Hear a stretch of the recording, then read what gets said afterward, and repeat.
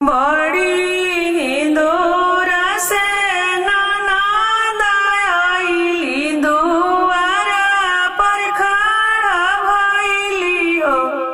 ए भाभी तनिए कदी तू चटैया बैठे के अपना घरे जैतिए। नहीं मोरा खर खरुआरी बाड़े अवरु पेटाढ़ी बाड़े हो। ए ननद दुआरा पर बाड़े चौकठिया बैठ के अपना घरे जाऊ। ए ननद दुआरा पर बाड़े चौकठिया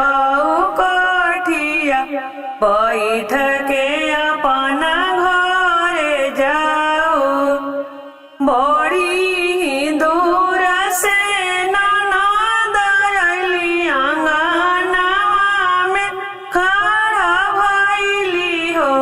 ए भाभी तनिए भैया बतलाई तू भेटी के अपना घरे जैती। ए भाभी तनिए भैया बतलाई तू भेटी के अपना घरे जैती। राउर भैया ननद खेते गइले अवरु खरी खाने गइले हो।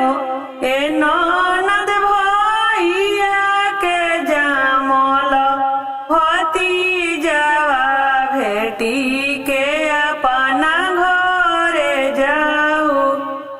बोलिया तए भाभी बोलेलू बोलही नाई जानेलू हो।